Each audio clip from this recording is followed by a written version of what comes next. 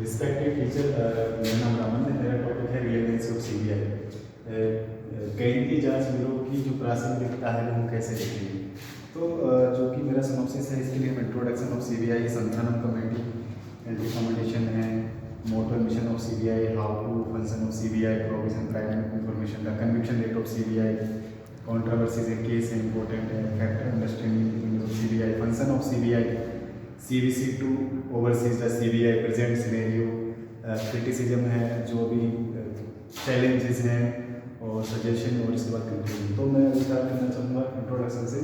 तो अगर हम इसकी इंट्रोडक्शन की बात करें कि केंद्रीय जांच ब्यूरो सीबीआई भारत की एक प्रमुख जांच एजेंसी है, जो कि इसकी स्थापना 1 अप्रैल 1963 को हुई थी, जो कि एक स्पेशल पुलिस बल के अंतर्गत स्थापित किया गया है, जो कि भारत सरकार के गृह मंत्रालय के अधीन कर दिया गया है।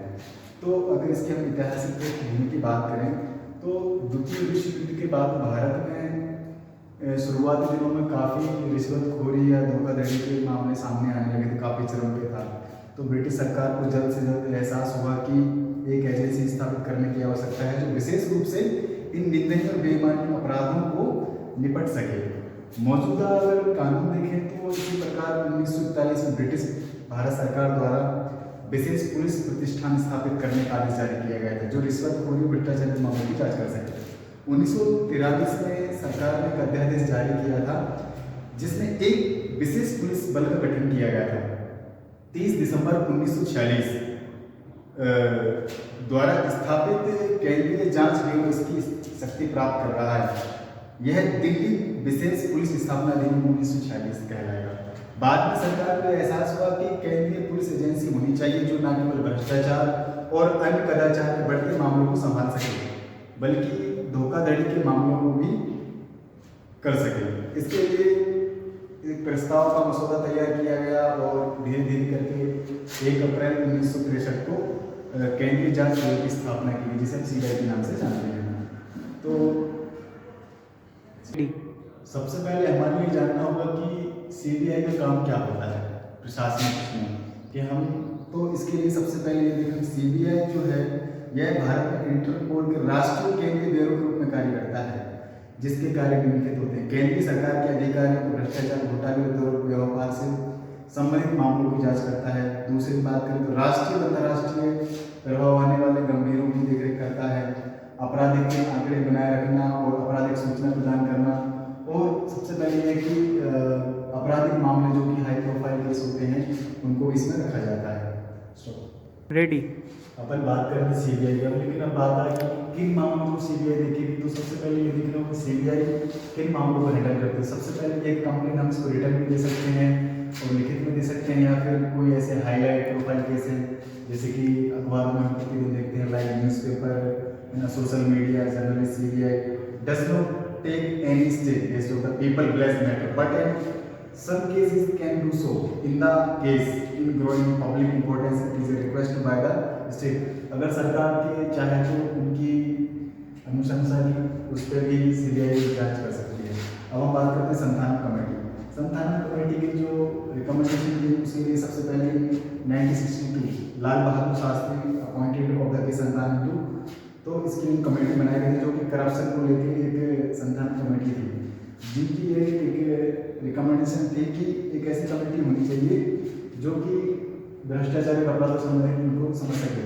तो इसके लिए central vigilance commission and administrative vigilance division and the department the major organisation of the granted the central vigilance commission was set up the February 1964। This commission was the main supervisor of CBI in corruption cases, जो कि बनाई गई थी CBI के case हम कैसे जांच करेंगे।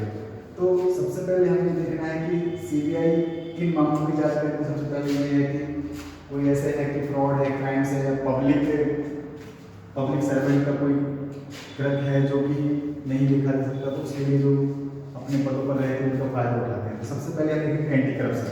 एंटी करप्शन जो है कि it is responsible for the collection of the intelligence with the regard of the corruption, जो कि देखेंगे कि जो विभिन्न डिपार्टमेंट में जो उच्च अधिकारी हैं, पब्लिक सर्वेंट, उनके द्वारा कोई ऐसा कृत्य ना किया जाए जो कि अगर कोई कृत्य किया जाता है उसके लिए सीबीआई जांच करेगी। इसके बाद हम आते हैं economic offences division. It is A investigation financial crime, banks fraud, money laundering, illegal money market, जो कि जिसको हम बोलते हैं कालाबाजारी, नकली नोटों को छापना, यदि कोई ऐसा है तो उसके लिए CBI special crime division. All cases conviction में इसमें सभी प्रकार के मामलों को रखा जाएगा, जिसमें कि साइक्लिक सब्सटेंसेस, एंटीक्वाइटिक मर्डर्स हैं और रोबरी है और डकैती है, जिसमें जो हाई प्रोफाइल केस होते हैं। इसके बाद हम अगला पॉइंट करते हैं direct prosecution. It is was station by जो कि order supreme court Dilip Narayan case में बताया गया था कि कैसे इसको direct legal advice of the CBI cases conducting कैसे परमिशन सीबीआई केसेस, कैसे सीबीआई केस किसी चीज़ की परमिशन लेगी, है ना। तो और इसके बाद जो एडमिनिस्ट्रेटिव डिवीजन जो कि हमारा है प्रशासनिक division. It is looks offence major regarding to personal estimate and the account of the division CBI and headed by the officer of the rank of the joint director and IG. इसके बाद policy coordination की बात हम करेंगे। It deal with the matters of the policy procedure organization intelligence security in CBI correspondence in the special बात करते हैं technical advisory unit, जो कि it is provide expert guidance banking taxation and foreign training of the exchange, जो विदेशी पैसे हैं या फिर कोई ऐसी चीज़ है जिसमें टेक्निकल इशू होता है, कोई किसी के साथ बैंक फ्रॉड हो गया, किसी के बैंक से पैसे, इसके लिए banking company law insurance advisory unit है ना, टैक्सेशन एडवाइजरी यूनिट है, फॉरेन ट्रेडिंग यूनिट है। इसके बाद आता है सेंट्रल फोरेंसिक साइंस लैबोरेटरी, जो कि हमारे लिए सबसे इम्पोर्टेंट है कि जो सीबीआई है सबसे मेन रोल यहीं से निभाती है कि कैसे मामले की जांच की जानी है, किन किन टूल एंड टेक्निक्स का इस्तेमाल किया जाना है ताकि मामले तक पहुँचने का सही डिसीजन ले सके। As present, the CBI has the evaluated from the anti-corruption agency of the capability, credibility, and the legal mandate of the investigation of the procedure of the against of India. इसके बाद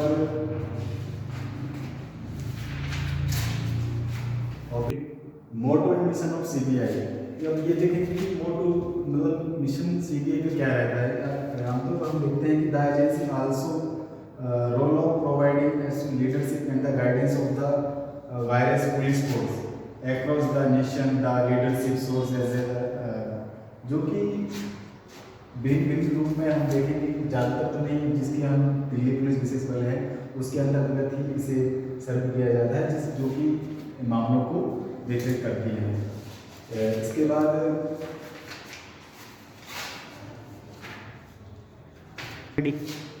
conviction rate of CBI. The CBI Bureau recorded conviction rate of 60.56 in the 21 complaint of the 69 in the 22 according of the Central Business Commission report. The CBI registered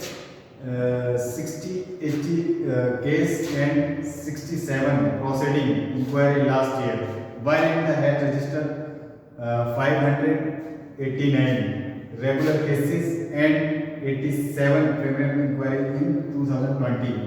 अगर हम बात करें 2021 में तो यही मामले पेंडिंग है, 982 केस थे, और इसके बाद अगर अभी देखें कि 798 रेगुलर केस और 186 primary case in the last year, जो कि लास्ट ईयर में थे। इसके बाद बात करेंगे सुप्रीम कोर्ट ने सीबीआई को कैट पैरेंट के रूप में कहा, इनका जो कि 2013 में सुप्रीम कोर्ट ने सीबीआई को ये कहा कैट पैरेंट, मतलब पिंजरे तोता पिंजरे का सिद्धांत कहा, जो कि एविडेंस इसमें बताया गया कि कैट पैरेंट है जो केंद्र सरकार के अंडर में करती है, कहीं ना कहीं ये राजनीतिक मामला भी हो जाता है, जिसमें ये है कि उसके अंदर में ही काम करते हैं। अगर राज्य सरकार चाहे तो बहुत कम ये मुश्किल चांस है किसी केस की सुनवाई हो। इसके लिए हम इम्पोर्टेंट केस देखेंगे कि बंसल फैमिली केस है, जो कि बंसल परिवार सुसाइड केस है, जो कि विदेशी मामलों पूर्व महानिदेशक वी के बंसल और उनके परिवार ने 2016 में आत्महत्या कर ली थी, और उनके सुसाइड नोट में पाया गया कि उन्होंने सीबीआई के कुछ अधिकारियों पर उन्हें धमकी देने का आरोप लगा था। इसके बाद हम रंजित सिन्हा केस, तत्कालीन सीबीआई प्रमुख रंजित सिन्हा भ्रष्टाचार के मामले में भ्रष्टाचार के आरोप होने का आरोप लगा था। तो सुप्रीम कोर्ट ने सीबीआई के विशेष निर्देशक एमएल शर्मा के मामले में देखने के लिए कहा, लेकिन सिन्हा के खिलाफ जांच अभी तक पूरी नहीं हुई है। इसके बाद सुशांत सिंह राजपूत केस, जो कि एक फेमस एक्टर है, 2021 में इन्होंने अपने ही रूम में सुसाइड कर लिया था। यही नहीं पता चल पाया था कि उन्होंने आत्महत्या की, इसके पीछे कोई ऐसे कारण रहे होंगे जो कि मर्डर को दर्शाते हैं। इसके बाद नेक्स्ट केस है आरुषि तलवार केस। आरुषि तलवार केस में क्या हुआ था कि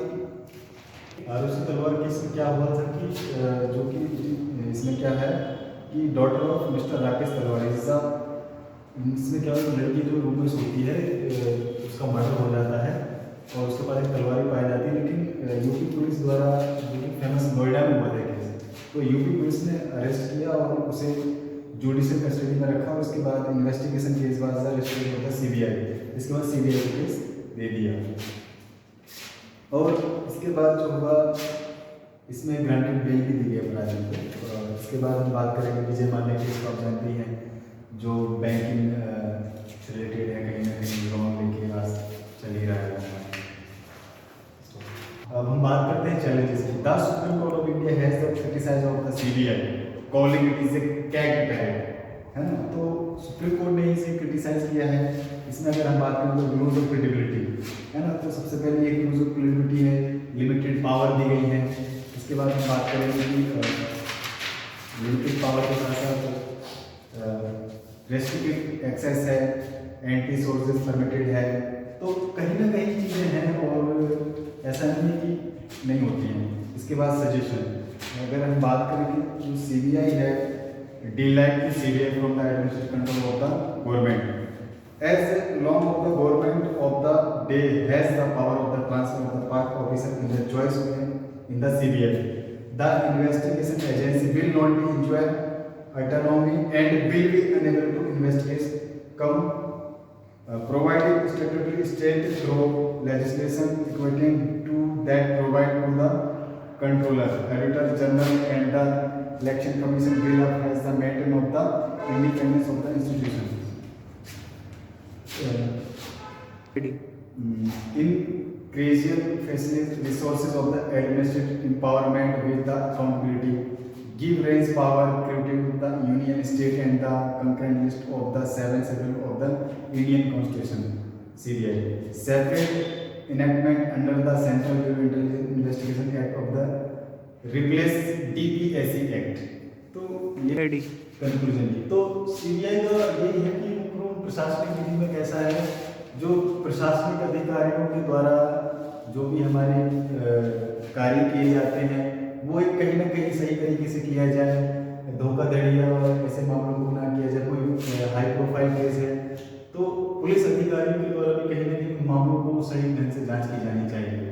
और भारतीय प्रशासन के उसमें बात करें तो सीबीआई का बहुत इंपॉर्टेंट रोल है कहीं ना कहीं, जो कि हमारे पुलिस अधिकारियों की सहायता करती है कि मामले तक पहुंचने के लिए बहुत ज़रूरी है, जो कि काफ़ी बारीकी से मामले की जांच करके कहीं ना कहीं न्याय तक के लिए बहुत हमारे लिए महत्वपूर्ण योगदान करती है। तो thank you so much sir.